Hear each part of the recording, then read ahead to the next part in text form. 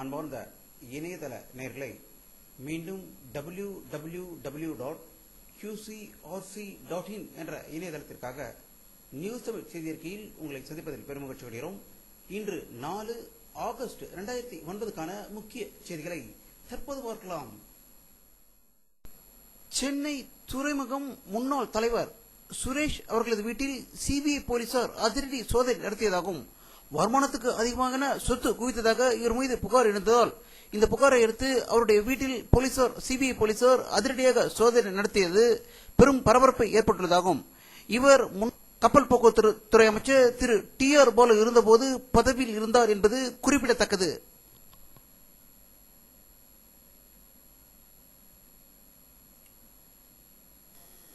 பாமக நிறுவனர் டாக்டர் ராமதாஸ் அவர்கள் வெளியிட்டுள்ள ஒரு செய்தி அறிக்கையில், அடுத்து வரும் தேர்தலில் பாமக வெற்றி பெற்றாலும் அமைச்சராக பதவியேற்க மாட்டேன் என தன்னுடைய மகன் அன்புமணி என்னிடம் கூறியதாகவும், அவர் கட்சி வளர்ப்பதில் ஆர்வமாக உள்ளார் எனும், எனவே கட்சிக்காரர்கள் அனைவரும் அவரின் ஆர்வத்தை பயன்படுத்திக் கொள்ள வேண்டும் என்று கூறியதாகவும், இதேபோல் டாக்டர் ராமதாஸ் அவர்கள் முன்பு தன்னுடைய மகனோ குடும்பத்தினரோ கட்சியில் ஈடுபட மாட்டார்கள் என்று கூறி பிறகு தன் மகனை பதவியில் அமர்த்தியவர் என்பது குறிப்பிடத்தக்கது.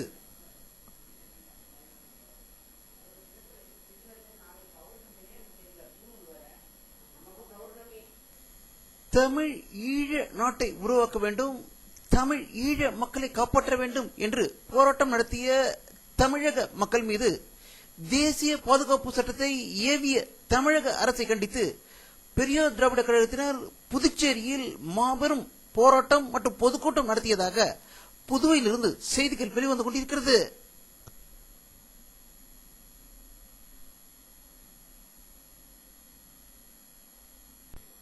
நெல்லை மாவட்டம் கூடங்குளத்தில் அணுமின் நிலையம் அமைக்கும் பணியில் ஈடுபட்டுள்ள ரஷ்ய நாட்டு என்ஜினியரை தாக்கி அவரது மகளின் பாலியல் சேட்டைகள் செய்ததாக 20 வயசு உட்பட்ட 7 இளைஞர்கள் இதில் ஈடுபட்டதாகவும், ரஷ்ய இன்ஜினியர் வைத்திருந்த கேமராவை பிடுங்கிக் கொண்டு சென்றதாகவும், இந்த 7 பேர் கும்பலை போலீசார் தேடி வருவதாகவும் செய்திகள் வெளிவந்து கொண்டிருக்கிறது. கூடங்குளத்தில் 100 ரஷ்ய இன்ஜினியர்கள் பணியில் இருப்பது குறிப்பிடத்தக்கது.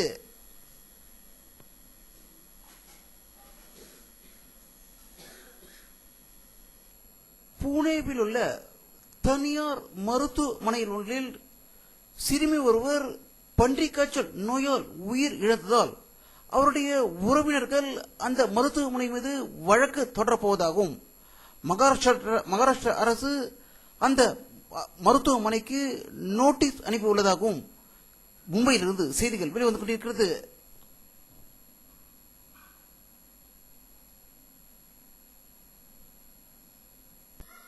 ₹1 கோடி லஞ்சம் பெற்றதில் தேசிய தாழ்த்தப்பட்டோர் மற்றும் பழங்குடியினர் ஆணைய தலைவர் திரு பூட்டா சிங் மகன் சர்பத் சிங் கைது செய்யப்பட்டுள்ள நிலையில், தன்னை பதவி விலக சொன்னால் நான் உயிரையே விட்டு விடுவேன் என்று பூட்டா சிங் ஒரு அதிர்ச்சி மிரட்டல் தகவலை வெளியிட்டுள்ளதாக புதுடெல்லியில் இருந்து தகவல்கள் வெளிவந்து கொண்டிருக்கிறது.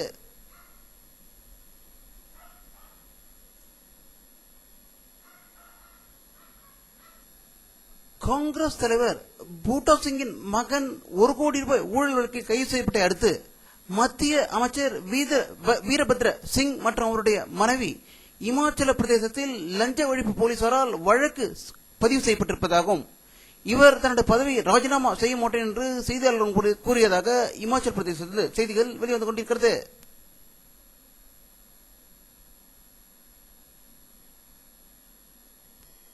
அமெரிக்க முன்னாள் அதிபர் பில் கிளின்டன் அவர்கள் திடீரென்று வடகொரியாவுக்கு பயணம் மேற்கொண்டுள்ளதாகவும், அங்கு சிறையில் உள்ள 2 அமெரிக்க நிருபர்களை மீட்க அவர் சென்றுள்ளதாக கூறப்படுகிறது. இது அமெரிக்காவுக்கு ஒரு ஆச்சரியத்தை ஏற்படுத்தியுள்ளதாக வாஷிங்டனில் இருந்து செய்திகள் வெளிவந்து கொண்டிருக்கிறது.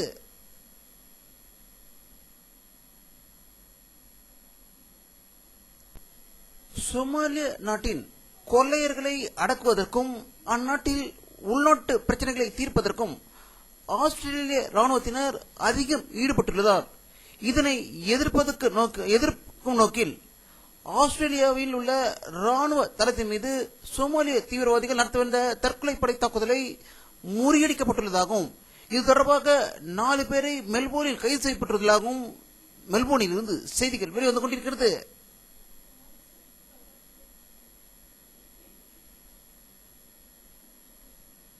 ஆப்கானிஸ்தானில் வரும் 20ஆம் தேதி அதிபர் தேர்தல் நடக்கவுள்ள நிலையில் ஆப்கான் தலைநகர் காபூலில் உள்ள முக்கிய தூதரங்கள் உள்ள இடத்தில் தாலிபான்கள் திடீரென்று ராக்கெட் தாக்குதல் நடத்தியதால் அந்நகரமே பெரும் பரபரப்பு அடைந்ததாகவும் உயிர் சேதம் எதுவும் இல்லை என்றும் காபூலில் இருந்து செய்திகள் வெளிவந்து கொண்டிருக்கிறது.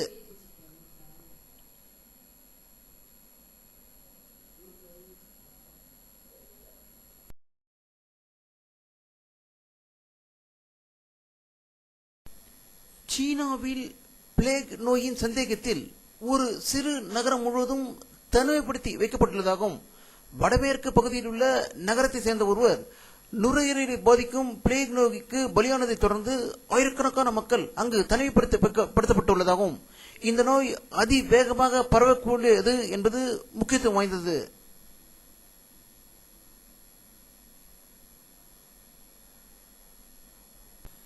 நேபாளத்தில் 23 கட்சிகள் கூட்டணி ஆட்சியை நாளைக்குள் கலைக்கப்பட வேண்டும் என்றும் புதிய தேசிய அரசு அமைக்கப்பட வேண்டும் என்றும் அப்படி செய்யாவிட்டால் பாராளுமன்றத்தை கைப்பற்றுவோம் என்று மாவோயிஸ்டுகள் மிரட்டி உள்ளதாக காட்மாண்டுவிலிருந்து செய்திகள் வெளிவந்து கொண்டிருக்கிறது.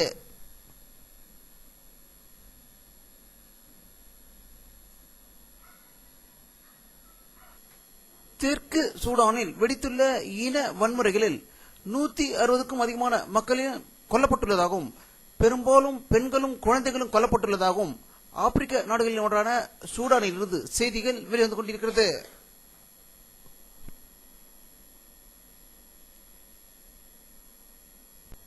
ஐரோப்பா நாடுகளில் ஒன்றான ஸ்பெயின் மற்றும் கிரீஸ் நாடுகளில் காடுகளில் ஏற்பட்ட பயங்கர தீயில் பல ஏக்கர் பரப்பளவில் கருகிய சாம்பலானதாகவும் உயிர் சேதம் எதுவும் ஏற்படவில்லை என்று ஸ்பெயின் நாட்டிலிருந்தும் கிரீஸ் நாட்டிலிருந்தும் செய்திகள் வெளிவந்து கொண்டிருக்கிறது.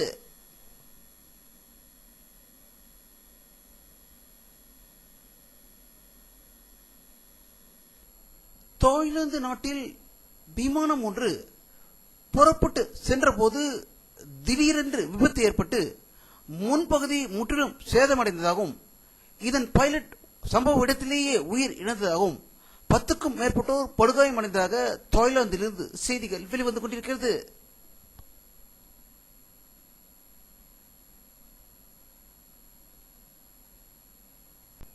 வானிலை அறிக்கை 4 ஆகஸ்ட் 2009 பிற்பகல் 4 மணியளவில் எடுக்கப்பட்ட சேட்டலைட் புகைப்படத்தை தற்போது பார்த்துக் கொண்டிருக்கிறீர்கள்.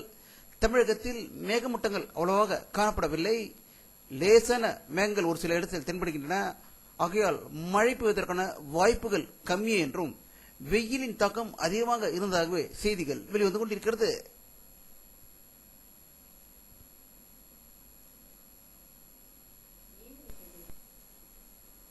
இத்துடன் இந்த செய்தி அறிக்கை நிறைவடைகிறது.